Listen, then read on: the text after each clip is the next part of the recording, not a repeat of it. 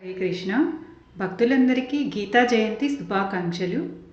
గీతా జయంతి అంటే ఏంటి, భగవద్గీత ఏం చెప్తుంది, ఇప్పుడు నేను మీకు వివరించబోతున్నాను. కృష్ణం వందే జగద్గురుం. గీతా జయంతి హిందూ పవిత్ర గ్రంథం. భగవద్గీత పుట్టినరోజు గీతా జయంతి. ఇది భారతదేశం మరియు ప్రపంచవ్యాప్తంగా హిందూ పంచాంగం ప్రకారం మార్గశిర శుద్ధ ఏకాదశి రోజు జరుపుకుంటారు. గీత సాక్షాత్ శ్రీకృష్ణ భగవానుని చేత పలకబడినది కాబట్టి ఏ సందేహానికి తావు లేకుండా భగవద్గీత పరమ ప్రామాణికమైన మానవజాతికి దివ్య మార్గాన్ని చూపే పవిత్ర గ్రంథం. గీకారం త్యాగరూపం స్యాత్ తకారం తత్వబోధకం. గీతావాక్యమిదం తత్వం జ్ఞేయం సర్వముముక్షుభిః. గీత అను రెండు అక్షరముల తాత్పర్యమును ఈ శ్లోకం తెలుపుచున్నది. గీ అనే అక్షరం త్యాగాన్ని బోధించుచున్నది. తా అనే అక్షరం తత్వాన్ని అంటే ఆత్మస్వరూపాన్ని ఉపదేశించుచున్నది. గీత అనే రెండు శబ్దములకు అర్థం ఇదేనని ముముక్షులు తెలుసుకోవాలని పెద్దలు బోధిస్తున్నారు. త్యాగ శబ్దానికి నిష్కామ యోగమైన కర్మ ఫలత్యాగమని లేక సర్వ సంఘ పరిత్యాగమని అర్థం ఉంది. అలాగే తత్వబోధన ఆత్మ సాక్షాత్కారమని, బంధం నుండి విముక్తి కలగడం అనే అర్థం ఉంది. ఈ పరమ రహస్యాన్ని గీతాశాస్త్రము ఉపదేశించుచున్నది. అటువంటి పరమ పావనమైన గీత భగవానుని నోట వెలువడిన మహాపుణ్య దినము మార్గశిర శుద్ధ ఏకాదశి. ఈరోజు ఆ పవిత్ర గ్రంథాన్ని సృజించిన మహాపుణ్యం వస్తుంది. ఇక పఠన ప్రభావాన్ని వర్ణించనలవి కాదు. మానవాళికి సర్వ సమస్యలకు పరిష్కారాన్ని సూచించే జగద్గురువైన ఈ గ్రంథరాజాన్ని ఈ రోజు నుంచైనా పఠించడం ప్రారంభించండి. సర్వోపనిషదో గావో దోక్తా గోపాలనందనః పార్థో వశ్చః సుధీర్భోక్తా దుగ్ధం గీతామృతం మహత్. ద్వాపరయుగంలో కురుక్షేత్ర సంగ్రామంలో శ్రీకృష్ణ పరమాత్మ అర్జునుడి ద్వారా లోకానికి అందించిన బ్రహ్మ విద్య భగవద్గీత. అందుకే అంటారు, సర్వ ఉపనిషత్తులను ఒక ఆవుగా, అర్జునుడిని దూడగా మలచిన కృష్ణుడు గోపాలకుడిగా ఈ అర్జునుడనే దూడను ఆవు వద్ద పాలు త్రాగడానికి విడిచి ఒక పక్క అర్జునుడికి అందిస్తూనే మరో పక్క లోకానికి పాలను, ఉపనిషత్ సారమైన గీతను అందించాడట. అందుకే గీత సకల ఉపనిషత్తుల సారం. అర్జునుడు కాక మరెవరి ద్వారాను ఈ ఉపదేశం ఇంత చక్కగాను శాశ్వత కాలము అందరికీ చేరదు. ఆ కారణంగా కృష్ణుడే బాగా ఆలోచించి తానే అర్జునుడికి ఈ మోహబుద్ధిని పుట్టించి ఇనుముతో వస్తువుని చేయించదలచినవాడు ఎలా ఇనుముని కొలిమిలో ఎర్రబడేలా కాలుస్తాడో అలా అర్జునుడికి శ్రీకృష్ణుడు నిర్వేదాన్ని కలిగించాడు. ఆ విషయాన్ని తన ఉపదేశంలో పరోక్షంగా చెప్పాడు.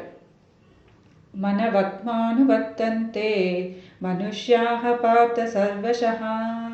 అంటే నేను అనుకున్న మార్గానికే వాళ్ళు వస్తారు తప్ప నేను వాళ్ళ మార్గానికి వెళ్ళను. వాసాంసి జీర్ణాని యథా విహాయ నవాని గృహ్ణాతి నరోపరాణి తథా శరీరాని విహాయ జీర్ణా అన్యాని సంయాతి నవాని దేహి.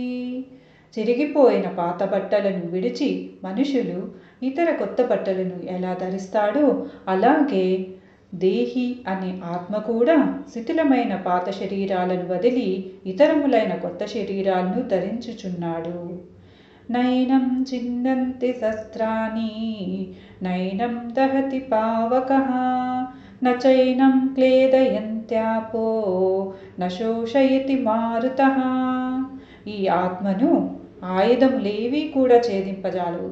అగ్ని దహింపజాలదు, నీరు తడపజాలదు, గాలి ఎన్నింపజాలదు. కర్మణ్యేవాధికారస్తు మాధికారస్తే మా ఫలేషు కదాచన మా కర్మఫలహేతుర్భూ మాతో సంగోస్త కర్మణి.